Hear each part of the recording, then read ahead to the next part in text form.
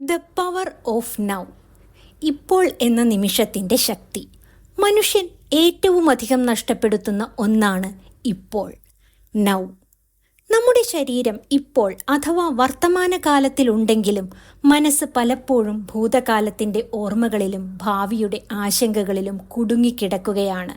ഇന്നല്ല, ഭാവിയിലാണ് സന്തോഷം, ഇത് കഴിഞ്ഞാൽ സമാധാനം ലഭിക്കും എന്ന ചിന്തകളിൽ ജീവിതം മുന്നോട്ടു പോകുമ്പോൾ യഥാർത്ഥ ജീവിതം നമ്മൾ കാണാതെ പോകുന്നു. ഈ പശ്ചാത്തലത്തിലാണ് എഖാർട്ട് ടോൾ എഴുതിയ ദ പവർ ഓഫ് നൗ എന്ന പുസ്തകം മനുഷ്യരോട് ഒരു ലളിതമായ പക്ഷേ ആഴമുള്ള ചോദ്യം ചോദിക്കുന്നത്: നീ ഇപ്പോൾ ഇവിടെ ഉണ്ടോ? ഈ പുസ്തകം ആത്മീയ ഉപദേശമോ തത്വചിന്തയോ അല്ല, ഇത് ജീവിതത്തെ ഇപ്പോഴുള്ള നിമിഷത്തിൽ നിന്ന് അനുഭവിക്കാനുള്ള ഒരു പാഠമാണ്. മനസ്സിൻ്റെ ശബ്ദങ്ങളിൽ നിന്ന് മാറി ഉള്ളിലെ നിശബ്ദതയെ തിരിച്ചറിയാൻ ഈ പുസ്തകം നമ്മെ ക്ഷണിക്കുന്നു. നമ്മൾ ചിന്തകളല്ല, വികാരങ്ങളല്ല, വേദനകളല്ല, അവയെ കാണുന്ന ബോധമാണ് എന്ന സത്യത്തിലേക്ക് ഈ പുസ്തകം നയിക്കുന്നു. ദ പവർ ഓഫ് നൗ നമ്മെ പഠിപ്പിക്കുന്നത് സമാധാനം പുറത്തുനിന്ന് നേടേണ്ട ഒന്നല്ല എന്നതാണ്. അത് നമ്മൾ നഷ്ടപ്പെടുത്തിയ അല്ലെങ്കിൽ നഷ്ടപ്പെടുത്തിക്കൊണ്ടിരിക്കുന്ന ഇപ്പോൾ എന്ന നിമിഷത്തിൽ തന്നെ ഒളിഞ്ഞിരിക്കുന്നു. ഈ പുസ്തകം വായിക്കുന്നത് അറിവ് സമ്പാദനം മാത്രമല്ല, അത് ഒരു ഉണർവിൻ്റെ യാത്രയാണ്. ഇപ്പോൾ അഥവാ ഈ നിമിഷത്തിൽ ജീവിക്കാൻ പഠിക്കുന്ന യാത്ര. നീ നിന്റെ മനസ്സല്ല. മനുഷ്യൻ്റെ ഏറ്റവും വലിയ തെറ്റിദ്ധാരണകളിലൊന്നാണ് ഞാൻ എൻ്റെ മനസ്സാണ് എന്ന വിശ്വാസം. പക്ഷേ നമ്മുടെ ചിന്തകളും വികാരങ്ങളും നമ്മളല്ല എന്ന സത്യം നാം തിരിച്ചറിയണം. മനസ്സ് ഒരു ഉപകരണം മാത്രമാണ്. മനസ്സ് നിരന്തരം ഭൂതകാലത്തിലേക്കോ ഭാവിയിലേക്കോ ഓടിക്കൊണ്ടിരിക്കും. പഴയ ഓർമ്മകൾ, വേദനകൾ, കുറ്റബോധങ്ങൾ, അല്ലെങ്കിൽ വരാനിരിക്കുന്ന ഭയം, ഇതിലൂടെയെല്ലാമാണ് മനസ്സ് നമ്മെ നിയന്ത്രിച്ചു കൊണ്ടുപോകുന്നത്. ഇതിൻ്റെ ഫലമായി ഇപ്പോൾ എന്ന നിമിഷം നമ്മൾ നഷ്ടപ്പെടുത്തുന്നു. നിങ്ങൾക്ക് നിങ്ങളുടെ ചിന്തകളെ നിരീക്ഷിക്കാൻ കഴിയണം. എനിക്ക് ചിന്തകൾ ഉണ്ടാകുന്നു എന്ന ബോധം തന്നെ ചിന്തകളിൽ നിന്ന് വേർപിരിയാനുള്ള ആദ്യപടിയാണ്. ഈ അവസ്ഥയെയാണ് അവയർനെസ് അല്ലെങ്കിൽ കോൺഷ്യസ് പ്രസൻസ് എന്ന് വിളിക്കുന്നത്.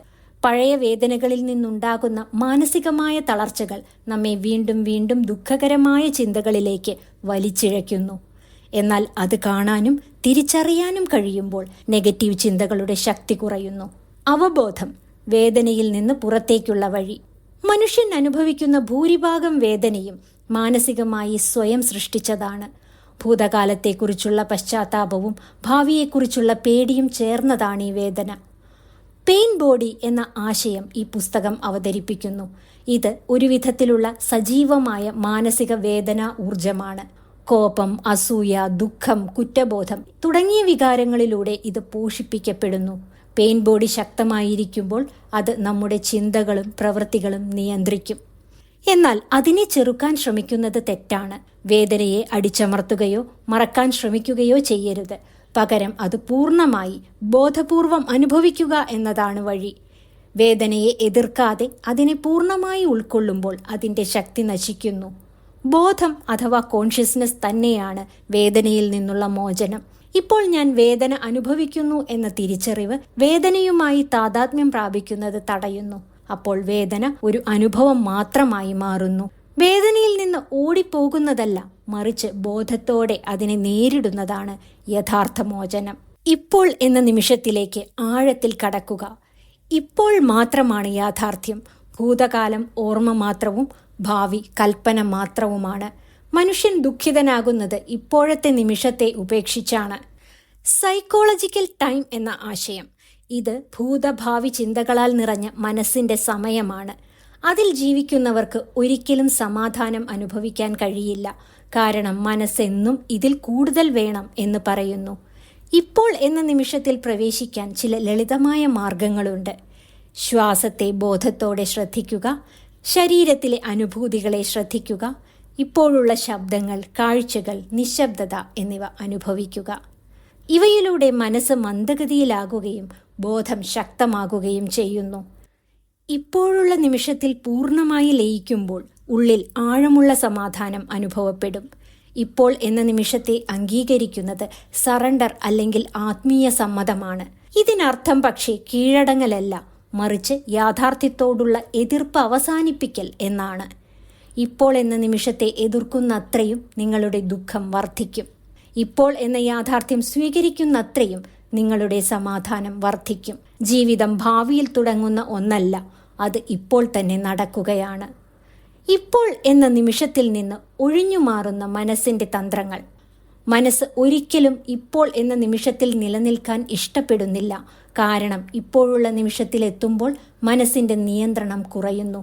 അതിനാൽ തന്നെ മനസ്സ് പല തന്ത്രങ്ങളും ഉപയോഗിച്ച് നമ്മെ ഭൂതകാലത്തിലേക്കോ ഭാവിയിലേക്കോ വലിച്ചിഴയ്ക്കുന്നു. ഈ തന്ത്രങ്ങളിൽ പ്രധാനപ്പെട്ടത് സന്തോഷമില്ലായ്മയാണ്.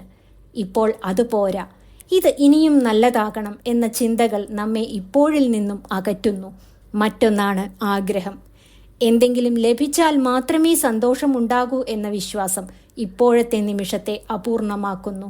പ്രശ്നങ്ങൾ സൃഷ്ടിക്കുന്നതും മനസ്സിന്റെ മറ്റൊരു തന്ത്രമാണ്. പ്രശ്നങ്ങളില്ലാത്ത നിമിഷത്തിൽ മനസ്സ് ബോറടിക്കുന്നു. അതിനാൽ ചെറിയ കാര്യങ്ങൾ പോലും വലുതാക്കി നമുക്ക് പരിഹരിക്കാനുള്ള പ്രശ്നങ്ങളാക്കി മാറ്റുന്നു. ഇങ്ങനെ മനസ്സ് തന്റെ നിലനിൽപ്പുറപ്പാക്കുന്നു. പ്രശ്നങ്ങൾ ഭൂരിഭാഗവും മനസ്സിന്റെ കഥകളാണ്. ഇപ്പോഴുള്ള നിമിഷത്തിൽ നോക്കിയാൽ പലപ്പോഴും പ്രശ്നം എന്നൊന്നില്ല. ചെയ്യാനുള്ള ഒരു പ്രവൃത്തി മാത്രമേ ഉണ്ടാകൂ. മനസ്സ് ഇപ്പോഴിൽ നിന്ന് രക്ഷപ്പെടാൻ ശ്രമിക്കുമ്പോൾ അതിനെ തിരിച്ചറിയുക. തിരിച്ചറിവ് വന്നാൽ മനസ്സിന്റെ തന്ത്രങ്ങൾ തകരും. ഇപ്പോൾ എന്ന നിമിഷത്തെ തിരിച്ചറിവോടെ സ്വീകരിക്കുമ്പോൾ മനസ്സ് ശാന്തമാകുകയും യഥാർത്ഥ സമാധാനം ഉണ്ടാവുകയും ചെയ്യും.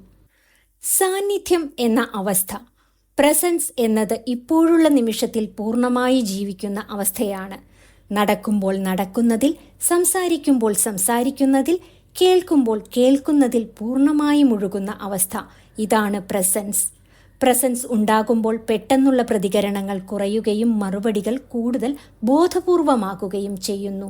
കോപം, പേടി, അസൂയ പോലുള്ള വികാരങ്ങൾ വന്നാലും അവ നമ്മെ നിയന്ത്രിക്കില്ല. അവ മനസ്സിലൂടെ കടന്നുപോകുന്ന മേഘങ്ങളെപ്പോലെ ആയിത്തീരും. ഈ അവസ്ഥയിലേക്ക് കടക്കാൻ ഇപ്പോൾ നടക്കുന്ന കാര്യത്തെ പൂർണ്ണമായും ശ്രദ്ധിക്കുക. ഉള്ളിലെ നിശബ്ദതയെ അനുഭവിക്കുക. പ്രസൻസ് ഒരു ഓർമ്മപ്പെടുത്തലാണ്. ചിതറുന്ന ചിന്തകളിൽ നിന്ന് നമ്മൾ ഇപ്പോൾ എന്ന അവസ്ഥയിലേക്ക് തിരികെ വരിക മാത്രമാണ് വേണ്ടത്. പ്രസൻസ് ഉള്ള ഒരാൾ ജീവിതത്തെ എതിർക്കുന്നില്ല. അവൻ ജീവിതത്തോടൊപ്പം ഒഴുകുന്നു. പ്രസൻസ് ഉണ്ടാകുമ്പോൾ സമാധാനം ഒരു ലക്ഷ്യമല്ല, അത് ഒരു സ്വാഭാവിക അവസ്ഥയായി മാറുന്നു. ഉള്ളിലെ ശരീരം. സാധാരണയായി നമ്മൾ ശരീരത്തെ പുറത്തുനിന്നാണ് കാണുന്നത്. രൂപം, ആരോഗ്യം, സൗന്ദര്യം എന്നിങ്ങനെ. എന്നാൽ ശരീരത്തിനുള്ളിൽ ജീവൻ നിറഞ്ഞ ഒരു ഊർജമുണ്ട്. ഇന്നർ ബോഡി എന്നത് ശരീരത്തിനുള്ളിലെ സജീവമായ അനുഭൂതിയാണ്. കൈകളിൽ, കാലുകളിൽ, നെഞ്ചിൽ, വയറ്റിൽ അനുഭവപ്പെടുന്ന സൂക്ഷ്മമായ ജീവശക്തി. അതിലേക്ക് ശ്രദ്ധ കൊണ്ടുവരുമ്പോൾ മനസ്സ് സ്വാഭാവികമായി ശാന്തമാകുന്നു. കണ്ണടച്ച് ഉള്ളിലെ ജീവൻ അനുഭവിക്കുക. ശ്വാസത്തോടൊപ്പം ശരീരത്തിനുള്ളിലെ ഊർജത്തെ ശ്രദ്ധിക്കുക. ഇത് ചെയ്യുമ്പോൾ ചിന്തകൾ കുറയുകയും ഇപ്പോഴുള്ള നിമിഷത്തിൽ ആഴത്തിൽ പ്രവേശിക്കുകയും ചെയ്യും. ഇന്നർ ബോഡിയുമായി ബന്ധപ്പെടുന്നത് നമ്മൾ നേരത്തെ പറഞ്ഞ പെയിൻ ബോഡിയുടെ ശക്തി കുറയ്ക്കുന്നതിനും സഹായകമാകുന്നു. ശരീരം വെറും ഭൗതിക വസ്തുവല്ല, അത് ഇപ്പോൾ എന്ന നിമിഷത്തിലേക്കുള്ള കവാടമാണ്. ശരീരബോധം ശക്തമാകുമ്പോൾ ആത്മീയ ബോധം സ്വാഭാവികമായി വളരുന്നു. ഇപ്പോൾ എന്ന നിമിഷം ശരീരത്തിലൂടെ സാക്ഷാത്കരിക്കുന്നു. പ്രകടമാകാത്ത യാഥാർത്ഥ്യത്തിലേക്കുള്ള കവാടങ്ങൾ. അൺമാനിഫെസ്റ്റഡ് എന്നാൽ രൂപവും പേരുമില്ലാത്ത, പുറത്ത് പ്രകടമാകാത്തതും എന്നാൽ എല്ലാത്തിൻ്റെയും അടിസ്ഥാനവുമായ ആന്തരിക ബോധാവസ്ഥയാണ്. സാധാരണ ജീവിതത്തിൽ നമ്മൾ കാണുന്നതും കേൾക്കുന്നതും ചിന്തിക്കുന്നതുമെല്ലാം മാനിഫെസ്റ്റഡ് ലോകത്തിലാണ്. അൺമാനിഫെസ്റ്റഡ് അവസ്ഥയിലേക്ക് കടക്കാനുള്ള കവാടങ്ങളിൽ ഏറ്റവും ശക്തമായത് നിശബ്ദത തന്നെയാണ്. ശബ്ദങ്ങൾക്കിടയിലെ നിശബ്ദതയെ ശ്രദ്ധിക്കുമ്പോൾ, അല്ലെങ്കിൽ രണ്ട് ചിന്തകൾക്കിടയിലെ ശൂന്യതയെ അനുഭവിക്കുമ്പോൾ നമ്മൾ ആഴത്തിലുള്ള ബോധത്തിലേക്ക് കടക്കുന്നു. മറ്റൊരു കവാടം ശൂന്യത അഥവാ ഇന്നർ സ്പേസ് ആണ്. ഒരു മുറിയിൽ ഇരിക്കുമ്പോൾ വസ്തുക്കളെ മാത്രമല്ല, അവയ്ക്കിടയിലെ ശൂന്യതയും ശ്രദ്ധിക്കുക. ആ ശൂന്യതയിൽ ഒരു ശാന്തത നിലനിൽക്കുന്നുണ്ട്. അത് അൺമാനിഫെസ്റ്റഡിന്റെ സൂചനയാണ്. മരണത്തെക്കുറിച്ചുള്ള ബോധവും ഒരു കവാടമാണ്. മരണം ഭയപ്പെടുത്താനുള്ള വിഷയമല്ല, മറിച്ച് ജീവിതത്തിന്റെ ആഴം തിരിച്ചറിയാനുള്ള അവസരമാണ്. മരണമെന്ന സത്യം തിരിച്ചറിയുമ്പോൾ ഈഗോയുടെ പിടുത്തം അയയുന്നു. നിശബ്ദത ശൂന്യതയല്ല, അത് ജീവൻ നിറഞ്ഞതാണ്.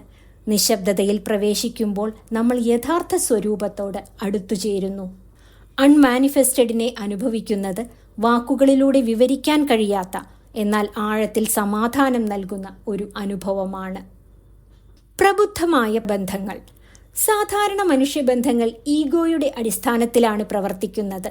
പ്രതീക്ഷകൾ, ആവശ്യങ്ങൾ, നിയന്ത്രണം, ഉടമസ്ഥത തുടങ്ങിയവ. ഇതാണ് ബന്ധങ്ങളിൽ വേദനയും സംഘർഷവും സൃഷ്ടിക്കുന്നത്. മിക്ക ബന്ധങ്ങളിലും ആളുകൾ മറ്റേയാളിൽ നിന്ന് പൂർണ്ണത തേടുന്നു. നീ എന്നെ സന്തോഷിപ്പിക്കണം, നീ എന്നെ മനസ്സിലാക്കണം എന്ന ചിന്തകൾ ബന്ധത്തെ ഭാരമാക്കുന്നു.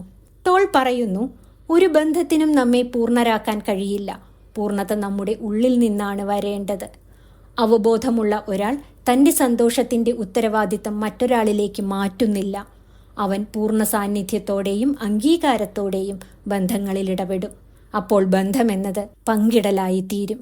സംഘർഷങ്ങൾ വന്നാൽ ഈഗോ പ്രതികരിക്കും. എന്നാൽ പ്രസൻസ് ഉള്ളപ്പോൾ പ്രതികരണത്തിന് പകരം ബോധപൂർവമായ മറുപടി ഉണ്ടാകും. കേൾക്കൽ, അംഗീകാരം, നിശബ്ദത ഇവയാണ് എൻലൈറ്റൻഡ് റിലേഷൻഷിപ്പിന്റെ അടിസ്ഥാനം. ബന്ധങ്ങൾ ഈഗോയെ നശിപ്പിക്കാനല്ല, അതിനെ ബോധത്തിൽ കൊണ്ടുവരാനാണ്.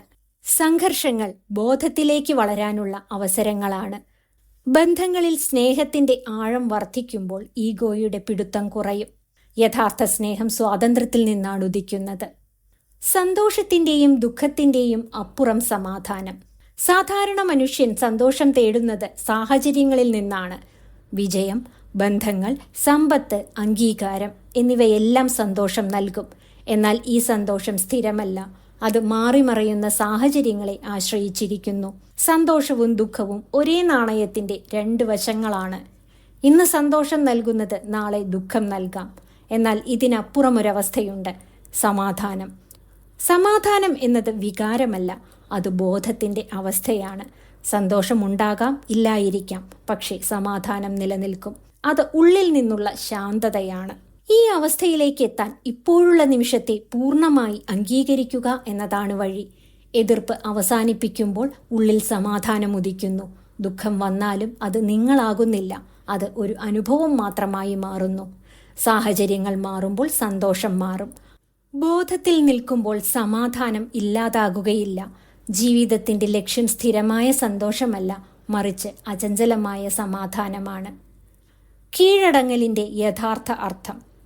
സറണ്ടർ എന്നത് പരാജയമോ കീഴടങ്ങലോ അല്ല, മറിച്ച് ഇപ്പോഴുള്ള യാഥാർത്ഥ്യത്തോടുള്ള എതിർപ്പ് അവസാനിപ്പിക്കുക എന്ന ബോധാവസ്ഥയാണ്. മനുഷ്യൻ വേദന അനുഭവിക്കുന്നത് ജീവിതം ഇങ്ങനെ ആകരുതായിരുന്നു എന്ന് പറയുമ്പോഴാണ്. ഈ എതിർപ്പാണ് ദുഃഖത്തിന്റെ അടിസ്ഥാനം.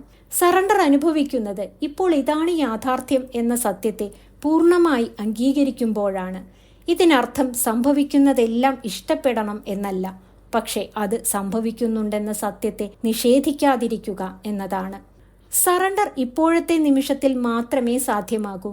ഭൂതകാലത്തോട് സറണ്ടർ ചെയ്യാൻ കഴിയില്ല, ഭാവിയോടും കഴിയില്ല. ഇപ്പോൾ എന്ന നിമിഷത്തിൽ മാത്രം എതിർപ്പ് അവസാനിപ്പിക്കാനാകും. ഇത് അംഗീകരിക്കുമ്പോൾ ഉള്ളിൽ ഒരു വലിയ ഭാരമില്ലായ്മ അനുഭവപ്പെടുന്നു. വേദനാജനകമായ സാഹചര്യങ്ങളിൽ പോലും സറണ്ടർ ശക്തമായ ഒരു മാറ്റം സൃഷ്ടിക്കുന്നു. പുറം ലോകം മാറാതിരുന്നാലും ഉള്ളിലെ അവസ്ഥ മാറുന്നു.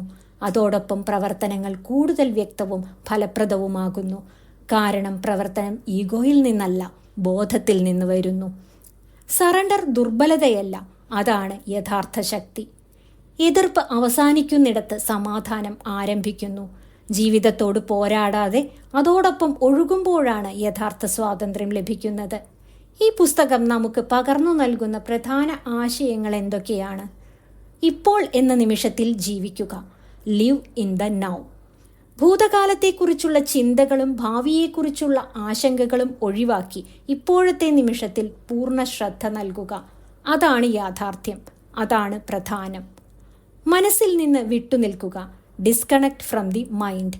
നിങ്ങൾ നിങ്ങളുടെ മനസ്സല്ല, മനസ്സിലെ ചിന്തകളെയും സംസാരങ്ങളെയും മൂന്നാമതൊരാളെ പോലെ നിരീക്ഷിക്കുക. അവയുമായി താതാത്മ്യം പ്രാപിക്കരുത്. ഇത് മാനസിക സമാധാനത്തിനുള്ള താക്കോലാണ്. ആന്തരിക വേദനയുടെ കാരണം മനസ്സാണ്. Pain is mind created. നമ്മുടെ മിക്ക മാനസിക വേദനകളും ഭൂതകാല അനുഭവങ്ങളെയും ഭാവിയെക്കുറിച്ചുള്ള ഭയങ്ങളെയും മനസ്സിൽ കൊണ്ടു നടക്കുന്നതുകൊണ്ടാണ്. ഇപ്പോൾ എന്നതിനെ അംഗീകരിക്കുമ്പോൾ വേദന കുറയും. അഹങ്കാരത്തെ മറികടക്കുക. Let go of the ego. അഹങ്കാരം അഥവാ ഈഗോ എന്നത് മനസ്സുകൊണ്ട് സൃഷ്ടിക്കുന്ന ഒരു തെറ്റായ അവനവനെ തന്നെയാണ്. ഇതിൽ നിന്ന് മുക്തരാകുമ്പോഴാണ് ട്രൂ സെൽഫിനെ അനുഭവിക്കാൻ സാധിക്കുക. പ്രതിരോധം ഒഴിവാക്കുക. Stop resisting. ഇപ്പോൾ എന്തു സംഭവിച്ചാലും അതിനെ അംഗീകരിക്കുക. ഇപ്പോൾ എന്നതിനോടുള്ള പ്രതിരോധമാണ് പലപ്പോഴും ദുരിതങ്ങൾ ഉണ്ടാക്കുന്നത്. ചിന്തകളെ ശ്രദ്ധിക്കുക, പ്രതികരിക്കാതിരിക്കുക. Observe thought, don't react. മനസ്സിൽ വരുന്ന ചിന്തകളെ വന്നും പോയും ഇരിക്കുന്ന മേഘങ്ങൾ പോലെ കാണുക. അവയോട് ഉടനുടൻ പ്രതികരിക്കാതിരിക്കുക. ഇത് ചിന്തകളുടെ ശക്തി കുറയ്ക്കും. സന്തോഷം ഉള്ളിൽ നിന്നാണ്. Joy comes from within. സന്തോഷം പുറത്തുനിന്നുള്ള കാര്യങ്ങളിൽ നിന്നല്ല, മറിച്ച് ആന്തരികമായ ഒരവസ്ഥയിൽ നിന്നാണ് ഉണ്ടാകുന്നത്. പ്രവൃത്തിയിൽ ശ്രദ്ധിക്കുക, ഫലത്തിൽ ശ്രദ്ധ വേണ്ട. Focus on the action, not the result. ഓരോ ചെറിയ കാര്യവും പൂർണ്ണ ശ്രദ്ധയോടെ ചെയ്യുക. അത് ജീവിതത്തെ കൂടുതൽ ആസ്വാദ്യകരമാക്കും. ദ പവർ ഓഫ് നൗ എന്ന പുസ്തകം അവസാനിക്കുമ്പോൾ നമ്മൾ എത്തിച്ചേരുന്നത് ഒരു ലളിതമായ സത്യത്തിലേക്കാണ്. ഇപ്പോൾ എന്ന നിമിഷം മതി. ഈ പുസ്തകത്തിലൂടെ നമ്മൾ പഠിക്കുന്നത് മനുഷ്യ ദുഃഖത്തിൻ്റെ ഭൂരിഭാഗവും യാഥാർത്ഥ്യത്തിൽ നിന്നല്ല, യാഥാർത്ഥ്യത്തോടുള്ള എതിർപ്പിൽ നിന്നാണ് എന്നതാണ്. മനസ്സ് സൃഷ്ടിക്കുന്ന കഥകളിൽ നിന്നും മാറി ഇപ്പോഴുള്ള നിമിഷത്തെ പൂർണ്ണമായി സ്വീകരിക്കുമ്പോൾ ഉള്ളിൽ സ്വാഭാവികമായൊരു സമാധാനം ഉയർക്കൊള്ളുന്നു. സന്തോഷവും ദുഃഖവും വരും പോകും. ബന്ധങ്ങൾ മാറും. സാഹചര്യങ്ങൾ നിയന്ത്രണത്തിന് പുറത്താകും. പക്ഷേ എല്ലാറ്റിനുമപ്പുറം നിലനിൽക്കുന്ന ഒന്നുണ്ട്: ബോധം. ആ ബോധത്തിൽ നിലനിൽക്കുമ്പോൾ ജീവിതം ഒരു പോരാട്ടമല്ല, അത് ഒരു പ്രവാഹമാകുന്നു. ജീവിതം ഭാവിയിൽ തുടങ്ങുന്ന ഒന്നല്ല. സമാധാനം ഒരു ലക്ഷ്യമല്ല. ബോധോദയം ഒരു പ്രത്യേക നിമിഷമല്ല. ജീവിതം ഇപ്പോൾ നടക്കുകയാണ്. ഇപ്പോൾ എന്ന നിമിഷത്തിൽ പൂർണ്ണമായി സാന്നിധ്യമാകുമ്പോൾ ഒന്നും കൂട്ടിച്ചേർക്കേണ്ടതില്ല, ഒന്നും മാറ്റേണ്ടതില്ല. ഇപ്പോൾ മനസ്സിലാകുന്നു, നമ്മൾ തേടിയതെല്ലാം ഇവിടെ, ഇപ്പോൾ, ഈ നിമിഷത്തിൽ തന്നെ ഉണ്ടായിരുന്നു. ദ പവർ ഓഫ് നൗ എന്നത് ഒരു ആശയമല്ല, ജീവിക്കുന്ന ഒരു അനുഭവമാണ്. ഇതുപോലുള്ള വീഡിയോകൾക്കായി ഈ ചാനൽ സബ്സ്ക്രൈബ് ചെയ്യുമല്ലോ. നന്ദി.